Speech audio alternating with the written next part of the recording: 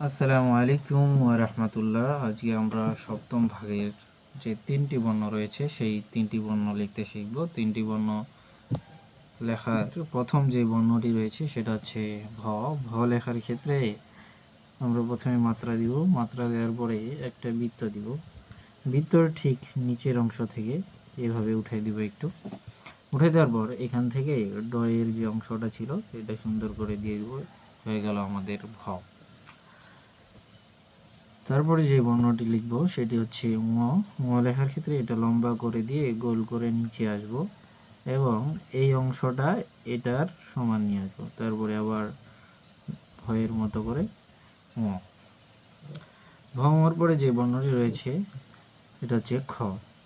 খ লেখার ক্ষেত্রে একটা বৃত্ত দিয়ে দিব। বৃত্তর পরে এই নিচের অংশ থেকে ভ লেখার ক্ষেত্রে যেভাবে করছিলাম এভাবে এবার গোল করে এখানে নিয়ে আসবো। এখান থেকে একটু নিচে নিয়ে আসে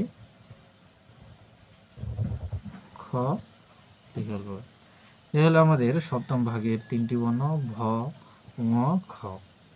আসসালামু আলাইকুম ওয়া রাহমাতুল্লাহ।